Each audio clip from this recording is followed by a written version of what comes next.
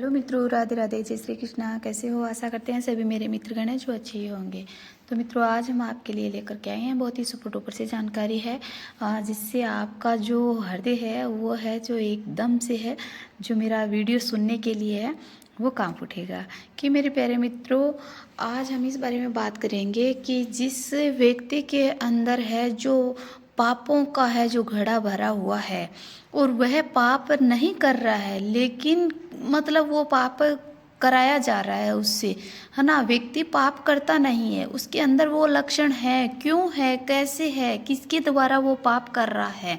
तो इस वह आज हम इस जानेंगे इस बारे में, और उनके क्या क्या लक्षण है जो व्यक्ति है जो पता लगा सकता है कि मैं ऐसा कार्य कर नहीं रहा हूँ किंतु मेरे से ऐसा हो रहा है। तो हृदय अपने मनुष्य के अंदर है जो पाप के ऐसे कौन से लक्षण हैं जिसे हम पता लगा सकते हैं कि हमारे अंदर है जो मतलब पाप अंतःकरण पाप है, हमने किया है। तो ये लक्षण हम व्यक्ति के अंदर ही पाए जाते हैं और हम जान सकते हैं अच्छी तरह से कि हमारे अंदर है पाप के लक्षण, इसीलिए ये पाप कर्म है जो कर रहा हूँ मैं, है ना।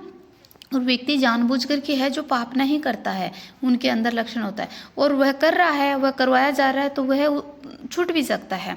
किसके द्वारा छूट सकता है, हम आपको है जो इस वीडियो के माध्यम से अवश्य बताएंगे। आप वीडियो में बने रहिएगा, पूरा वीडियो लास्ट तक जरूर देखना, और प्यार से एक बार राधे राधे जय श्री कृष्णा है जो बोल दीजिएगा।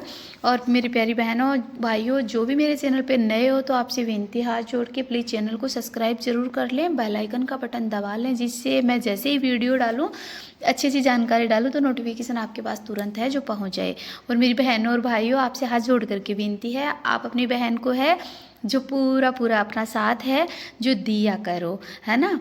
और भगवान जी से हम तो आपके लिए दुआ ही करते हैं और आपको अच्छी अच्छी बातें ही बताते हैं, अच्छे ही जो आपके जो आप इनके जरिए कर्म है जो अच्छे करोगे तो आपका भविष्य, आपका जीवन भी है बहुत ही सुंदर बन जाएगा, है ना। आपका जो जीवन है मंगलमय ही मंगलमय है जो रहेगा, आपको कभी कोई परेशानी दिक्कतें नहीं आएगी।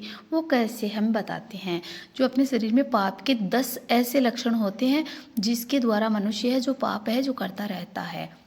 तो इसमें पहला लक्ष्य बताती हूँ कि जिसके अंतःकरण पाप है, जिसके अंदर अंतःकरण पाप है, उनमें ये लक्षण पाए जाते हैं कि ये 10 लक्षण अगर व्यक्ति के अंदर है तो वह है व्यक्ति पाप कर्म का भागी ही है। इन्हें नाम जप करने करके है जो हटा दो, नाम जप करने से सारा हट जाएगा ये। और कैसे करना है आपको वो हम सब बताते हैं, है ना। पहले आप 10 लक्षण जान लीजिएगा। तो ये पाप करवाता रहता है और मतलब पाप का जो बंदा होता है वो भागी होता है, ठीक है। तो अभी हम बताते हैं पहला लक्षण। पहला आता है कि चोरी किसी की भी है चोरी नहीं करनी चाहिए, है ना। किसी और महापुरुष की बात में मतलब छाप है जो अपनी लगा दी है, जिसकी बात है उसी का नाम लेकर बोलो, ठीक है। हम चोरी करते हैं तो किसी दूसरे का नाम क्यों लगाते हैं, है ना। मतलब दूसरे की छाप नहीं लगानी चाहिए, जो करते हैं तो उसी के नाम पे। दूसरे की वस्तु चोरना, दूसरे के अस्तित्व को का है जो अपहरण करना चोरी कहलाता है। जिसमें चोरी करने का पाप है वह अंतःकरण में पाप है, इसीलिए बर्दाश्त नहीं होता है। और इसीलिए तो वह बर्दाश्त होता है, नहीं तो वह है पवित्रता में है जो चोरी बर्दाश्त नहीं होती है। किसी को चोरी नहीं कर सकती है, किसी को मतलब कभी है जो किसी की चोरी है जो कभी नहीं करनी चाहिए।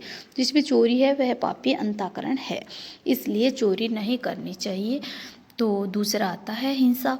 किसी को कभी भी हिंसा नहीं करनी चाहिए, किसी को ठेस नहीं पहुंचाना चाहिए। हिंसा मतलब ठेस पहुंचाना नहीं चाहिए। हिंसा बहुत प्रकार की होती है, व्यक्ति कभी किसी को किसी भी प्रकार से है जो ठेस है जो पहुंचा सकता है। जैसे वाणी बोल के है जो भाषा बोल करके हम किसी से है गलत बात बोल कर भी ठेस पहुंचा सकते हैं। किसी के मतलब शरीर को है जो हम चोट पहुंचा कर भी है जो उन्हें है जो हिंसा पहुंचा सकते हैं।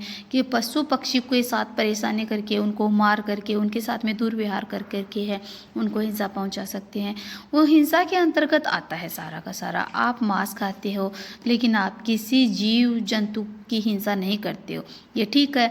लेकिन जब आप मतलब मांस खाते हो तो वो हिंसा करने का जो पाप है वो आप ही को लगेगा कि आप उस मांस को है जो खा रहे हो। जो लोग मछली खाते हैं, जैसे वह कहते हैं अगर ये खाएंगे नहीं तो ये बढ़ जाएंगे, तो जैसे है इसी तरह जैसे भगवान ने भी है जो मत्स्य अवतार है जो धारण किया था, क्योंकि आप कह रहे हो कि मतलब ये खाएंगे नहीं तो बढ़ेंगे कहाँ, और आप खाओगे तो ये आपका पाप है, तो आपको भी फिर है जो जगह तो देनी पड़ेगी ना। जो खाते हैं तो वो तो पापी हैं, तो इसीलिए क्योंकि ये खाएंगे नहीं तो बढ़ जाएंगे, तो जैसे ही आपके लिए भी भगवान जी ने नरक की जगह है जो तैयार कर रखी है। इनकी जिम्मेवारी है उनको संभालना, उसको नरक में भेजना, उनको स्वर्ग में भेजना, उनको कहाँ भेजना है, उनको कहाँ निपटाना है, कितनी संख्या बढ़ानी है कितनी नहीं बढ़ानी, वो उनकी जिम्मेवारी है ना। वह चुपचाप सब सहन कर रहा है। तो इसीलिए आप अपने मनुष्य धर्म पर है जो चलो, राक्षस धर्म पर है जो आप है जो उनको स्वीकार ना करो। राक्षस धर्म को स्वीकार बिल्कुल भी मत करो, आप अपना कर्म अच्छे से करो, है ना करो, चोरी ना करो, अहिंसा ना करो, पर स्त्री पर है जो नज़र मत रखो, और ये सब है अगर करते हो तो अंतःकरण पापी है। और जैसे पाणी ग्रह करके, जैसे ये आता है कि पाणी ग्रह करके संस्कार मतलब करके अपने पत्नी के साथ में है जो संतान उत्पत्ति क्रिया करने का काम में है करते हैं, तो वह भगवत स्वरूप है, ठीक है, उसमें पाप नहीं होता है। लेकिन पर स्त्री होती है, पराई स्त्री के साथ में है जो विचार करते हैं, विचार हम जो भी गलत कार्य किया जाता है वह महान पापी है, ठीक है। तो यह है जो आपको बिल्कुल भी नहीं करना चाहिए, वह बहुत बड़ा पाप है ना। अगला चौथा आता है कि असत्य भाषण, तो गलत भाषण है जो बात बात पर है जो झूठ बोलना, मतलब गलत बातें करना, किसी को कुछ भी कहना। क्यों झूठ बोलते हो? अपने वाणी पर विचार करो कि मैं सही बोल रहा हूँ झूठ बोल रहा हूँ, मेरे झूठ बोलने से किसको तकलीफ हो रही है, कितना बड़ा गलत कार्य हो सकता है, कितनी बड़ी है जो मुसीबत अगले के आ सकती है ना। तो ये है जो मतलब बिल्कुल भी ये गलत भाषण है जो व्यक्ति को नहीं करनी चाहिए, है ना। कम बोलना चाहिए, एकदम से अपनी वाणी पे है कंट्रोल करना चाहिए, है ना। असत्य अगर गलत भाषण करते हैं तो बहुत बड़ा पाप होता है ना, उससे बहुत बड़ी मतलब ठेस पहुंचती है।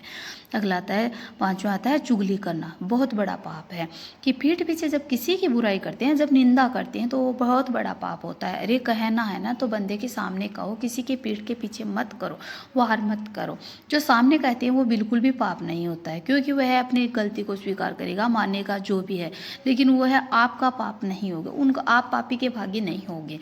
इसलिए जो कहना होता है अगले इंसान के मतलब आमने सामने कहो, पीठ पीछे बिल्कुल भी मत कहो, वह है नहीं तो वह पाप का बहुत बड़ा भागी होता है। छठा आता है पराये अधिकार पर अपना हक जमाना, कि दूसरों की कमाई हुई जो ये प्रॉपर्टी होती है उस पर अपना हक जमाते हैं, बिल्कुल भी नहीं करना चाहिए, बहुत बड़ा पाप होता है। क्या हो साथ लेकर के जाओगे? दूसरों के अधिकार पे है जो अपना अधिकार जमा रहे हो, क्या अपने साथ जाएगा? कहाँ लेकर के जाएंगे? अरे व्यक्ति का तो है जो अपने मतलब यहाँ पे सर भी फोड़ दिया जाता है ना, वो भी नहीं होता, पूरी चिंता, हाथ पैर सब पूरा शरीर भी जला दिया जाता है, और आत्मा है जो निकल करके है जो ये चली जाती है ना। तो इसलिए किसी के एक रुपया होता है उस पर भी हक है जो मत जमाओ, ठीक है।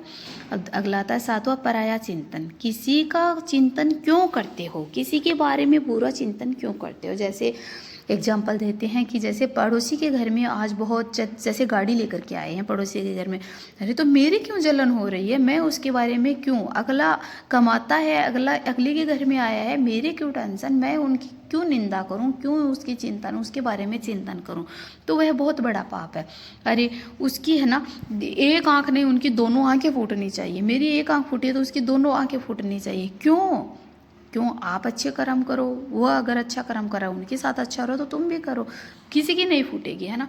इसलिए पराया चिंतन बिल्कुल भी, किसी के घर में हलवा बन रहा है तो आज तो मैं भी बनाऊंगी, नहीं, बिल्कुल भी ऐसे किसी के बारे में बिल्कुल भी चिंतन नहीं करना चाहिए, किसी के बारे में नहीं, जैसा आपके घर में होता है वह देखो करो, सब अच्छा सबके बारे में अच्छा सोचो, है ना, उसके घर में वो अच्छा हो रहा है तो ऐसे सोचो कि भगवान उसका और अच्छा करे, है ना, ये सोचो तो आपके घर में भी बहुत अच्छा होगा, है ना। पराया चिंतन कभी भी व्यक्ति को नहीं करना चाहिए।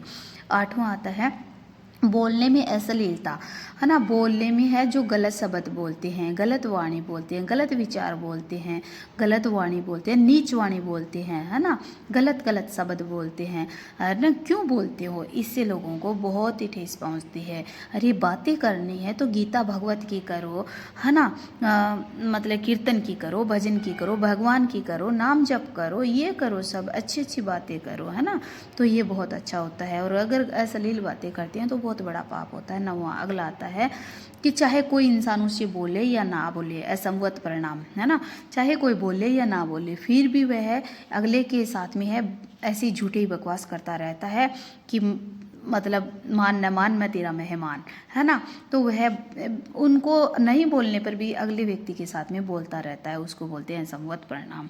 तो ये नहीं करना चाहिए, पाप है ना। और अगला 10वां आता है अभिमान। तो अभिमान बंदे को कभी भी नहीं करना चाहिए। जो अभिमान करता है वह बहुत ही बड़ा है, जो मतलब पापी होता है। अभिमान करने वाला कभी भगवान के चरणों में उनके लिए जगह नहीं होती है। अभिमान किस चीज़ का होना चाहिए, नहीं, सब भगवान का दिया हुआ है, तो फिर हमें अभिमान किस बात पे करना चाहिए, किस बात पे घमंड करना चाहिए, नहीं, तो व्यक्ति को कभी भी अभिमान नहीं करना चाहिए।